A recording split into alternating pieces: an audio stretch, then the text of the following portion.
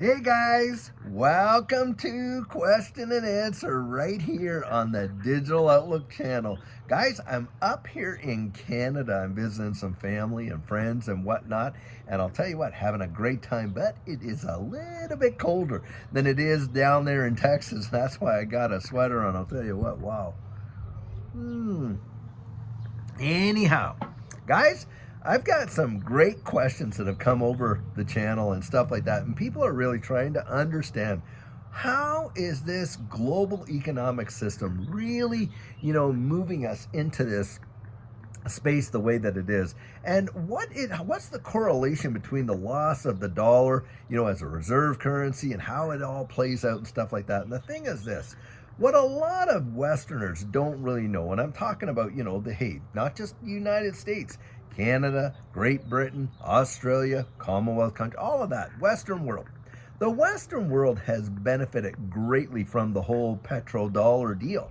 Now, for those who really don't know, the petrodollar deal was something that was arranged on the Nixon administration by a guy named Henry Kissinger, an amazing diplomat. Truly, you have to actually say that the guy was an amazing diplomat. Well, anyway, one of the things that they went out and did is they worked out a plan with the House of Saud, who, the ruling family of Saudi Arabia, because Saudi Arabia is a kingdom.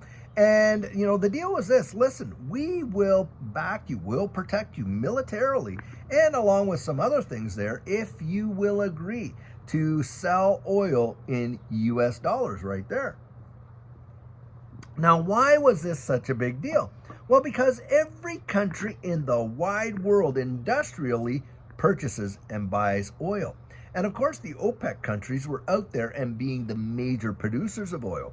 And if countries had to utilize US dollars to buy the oil that they needed, what did that give the United States in terms of a leg up over everybody else? Well, it created a world reserve currency status, basically saying every country in the world had to literally hold on to some US dollars just to keep their economies going in terms of the industry and the necessity of purchasing oil. Well, this gave the United States, and along with their allies, such an advantage over the wide world that it was truly amazing, and in fact allowed them to literally have economies like, look, the lifestyles that we have lived, in terms of just our housing, our education, cost of goods, and all that, has been absolutely phenomenal and based on this petrodollar. And what did a lot of the countries get away from? Like, of course, the UK, Canada, United States, and all that. Well, we got away from doing our own manufacturing. And we used to be producers. We used to manufacture goods, ship them around the wide world. Now there's a little bit of it, but nowhere near what there once was. And where did we go to get that manufacturing done? Well, we went into these cheap labor markets, right? A lot what we would consider have been the third world. So you had China and, Asia, Taiwan, different places like that. And these places literally started to become powerhouses themselves. Why? Because the amount of revenue that they were able to earn with the, being able to have low labor costs and produce goods way cheaper than what we could in our industrial countries, right? Well, we took those petrodollars, and what did we do? We paid it to these guys, and what started to happen? Well, trade deficits into billions of dollars, right? And stuff like that. And a trade deficit, obviously, we were out there and we're actually bringing more in than we're sending out in terms of our trade and stuff like that. And that's what went down. Well, that petrodollar and the ability to do that also allowed, these Western powers around the world to put sanctions on countries that didn't kind of toe the line with the way in which they thought they should. So what were they able to do? Well, they were able to influence political maneuvering without even firing a shot and stuff. That was very extremely powerful. Well, guys, guess what? Got a little coffee drop there. That's off the table now. That is off the table now. And guess who are emerging powers? Well, the very countries that we were feeding to do our manufacturing for us with those petrodollars. Isn't that right? These are the countries that are absolutely coming up. And, of course, they have made their own alliance, the BRICS alliance, Brazil, Russia, India, China, South Africa, all of that. And that's what the BRICS stands for. And there's other countries involved in that, of course. Saudi Arabia has recently joined that, and Argentina. And, this whole deal in this month of June is when that contract expired with Saudi Arabia to sell oil in only US dollar denominated transactions. Well, not long ago, and I have pointed this out, China went out there and they bought 1 million barrels of oil. And what did they use to buy it? The digital yuan. This, guys, is such a major thing to understand, because what it shows us is we are in a massive transition. The petrodollar is dead. Now, what do you think is going to happen there? What do you think is going to happen to all of our Western countries in terms of lifestyle, things like that? Guys, it's going to get way, way different. And why is that going to be? Well, because, guys, obviously, we don't have the upper hand like we once did. And now, of course, all of those dollars that have no demand, the demand for US dollars is not there anymore. And so what's going on there? Well, do you realize there's more $100 bills in Russia than there are in the United States? Think about that. And when all that money comes back on shore, well, the Federal Reserve just can't make it evaporate and burn it.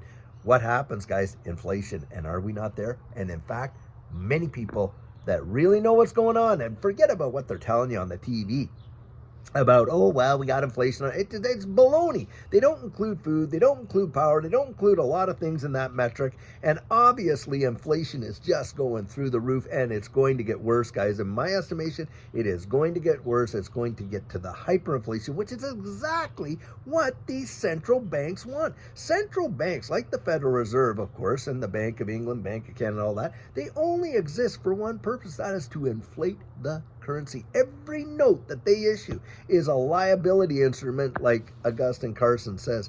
And guys, you watch that money come back on shore. Now, hyperinflation, we haven't seen it like other countries around the world have. And in fact, some amazingly, like look at Argentina when they went through that, one of the world's largest oil producers, yet the population was really hurting. And that is the disconnect between the economy and the market. The economy could be going down the tubes while the market is off on a secular bull run like we've never seen. That has happened before when this whole deal was going down and all the industry was stop shop and all that, and nobody was shipping anything, no services and all that. Yet the worldwide one of the biggest secular bull markets that we ever had seen between 2020 and 2021. That is a fact, Jack. So understanding this one issue is massive, massive, massive. Now, guys, what do I believe is coming? Because there will be a type of reserve currency to replace this one. Well, I believe it's going to be agnostic. And agnostic means I don't think it's going to be a nation-based one. I think it's going to be one that could be administered by the IMF or some organization like that, maybe even a new organization. And what you're going to see is like some sort of an electronic special drawing right, something like that. I do believe it's going to be backed heavily by some sort of confidence, some sort of commodity like gold or that. Now, why do I believe that? Because, guys, when this whole system blows to pieces, do you think people are going to have the confidence that they have in these economies? No, they're not. And that is the only thing propping up these fiat currencies, is the confidence that people have in the economies that issue them.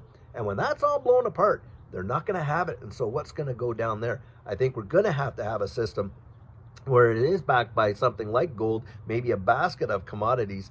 And I do believe it's going to be distributed ledger technology based. It's going to be issued worldwide, and you are going to see a global reserve currency that most countries will agree. Now, countries will still have their own currency, but the global reserve currency, I believe, is going to be agnostic, issued on distributed ledger technology. And guys, what do you think of these systems? There's only a few ecosystems that can handle that kind of volume. And we already know that Ripple is highly, highly connected with the International Monetary Fund, the Bank of International Settlements, and on and on and on. Connect the dots, guys. Look where this is going, and you will see. And by the way, with the interoperability issue between central bank digital currencies, Ripple is out there working with the Bank of International Settlements to solve that problem. And what is the solution? Guys, it is XRP. This question that we're seeing, what a big one and a major important one. And I sure hope that you go out there, dig more, dig deep down, get some big time research under your belt on this, because that will help you to navigate what's coming and really insulate you from the pain that is going to come down the pipe. Because yes, we are going to see some major deals go down before this whole thing is over. Usually the volatility is at the end of something and the beginning of something else. That's usually the most volatile time. But if you're able to navigate those waters and you can kind of see what's coming, you could put yourself into a position to not only just survive, but to absolutely thrive. And guys, that's what I believe this distributed ledger technology, network, this ecosystem affords us opportunity to do. So that's where I'm getting out there. Now, guys, I sure hope you enjoyed that. And tomorrow, hey, by the way, we are going to really endeavor to have a sugar on Sunday because we haven't had one for a little bit, just the last few weeks. And we want to get that back there too. But guys, great things are coming. Amazing things are coming. And you want to put yourself on the right side of history where you actually become a benefactor and not a victim, that is for sure. So guys, until tomorrow and next week, I sure hope you have a fabulous one and take care.